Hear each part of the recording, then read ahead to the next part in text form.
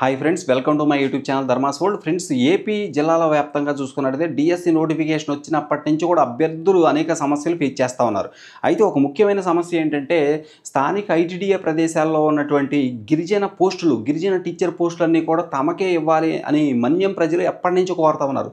తమ యొక్క పోస్టులన్నీ కూడా 100% తమకే ఇవ్వాలని వాళ్ళు కోరుతూ ఉన్నారు. ఇక్కడ మీరు గమనించవచ్చు ఆ విషయం. ఆ పోస్టులు తమకు ఇచ్చేంత వరకు కూడా తాము రిలే నిరాహార దీక్షలు చేస్తామని చెప్పేసి గత 4 రోజుల నుంచి కూడా నిరాహార దీక్షలు చేస్తున్నారు. ఇది 4వ రోజు. ఇక్కడ గమనించండి, దానికి సంబంధించిన పూర్తి న్యూస్ మనకి ఇక్కడ అందుబాటులో ఉంది.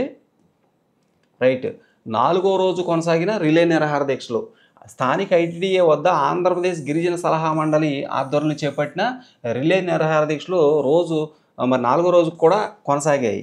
ఇక్కడ చూడండి ఫ్రెండ్స్, ఆదివాసీ నిరుద్యోగులు డిఎస్సి అభ్యర్థులు అంటే రిలే నిరాహార దీక్ష అని చెప్పేసి పెట్టారు వాళ్ళు.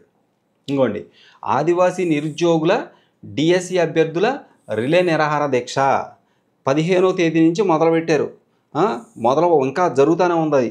ఇక్కడ చూడండి, ఇక్కడికి వెళ్తే మ్యాటర్లోకి వెళ్తే మనం ఇక్కడ చూస్తే రైట్ ఇదిగోండి, స్థానిక ఐటీడీఏ వద్ద ఆంధ్రప్రదేశ్ గిరిజన సలహా మండలి ఆధ్వర్యంలో చేపట్టిన రిలే దీక్షలు 4 రోజులు అంటే సోమవారం కూడా సాగాయి. ప్రత్యేక డిఎస్సి ద్వారా గిరిజన ప్రాంతాల ఉపాధ్యాయ పోస్టులు గిరిజనులతో భర్తీ చేయాలని డిమాండ్ చేస్తూ 4 నినాదాలు చేశారు. జీవో నెంబర్ 3 స్థానంలో కొత్త చట్టం తీసుకువచ్చి గిరిజనులకు న్యాయం జరిగే విధంగా ప్రభుత్వం చర్యలు తీసుకోవాలన్నారు డిమాండ్ చేశారు. ఈ కార్యక్రమంలో ఆదివాసీ చైర్మన్ కొండగర్రె ధర్మారావు, అలాగే ఏ నీలకంఠం సెక్రటరీ జయన్న అలాగే సీతారాం గారు, రామకృష్ణ వీళ్ళంతా కూడా పాల్గొన్నారు దీంట్లో. ఇక డిఎస్సి అభ్యర్థులు కూడా పాల్గొన్నారు దీంట్లో. వాళ్ళు కోరేది ఏంటంటే తమకి ప్రత్యేక డిఎస్సి కావాలంటున్నారు. ఈ డిఎస్సిలో పోస్టులు 100% మాకే ఇవ్వాలి, వేరే ఎవరికి ఇవ్వడానికి వీల్లేదు. దానికి మాకు ప్రత్యేకంగా డిఎస్సి ఇవ్వాలి. జీవో నెంబర్ 3 ఏదైతే ఉందో దాన్నన్నా తీసుకురావాలి, దాని ప్లేస్లో అలాంటిదే ఇంకో జీవో అన్నా తీసుకురావాలి, మా పోస్టులు మాకే ఇవ్వాలి అని చెప్పేసి వాళ్ళు కోరతారు. మరి ఈ డిఎస్సి ఏమవుద్దో, ఎటు పోద్దో, ఇది ఎక్కడికి వెళ్ళి ముగుసుద్దో మనకైతే తెలీదు.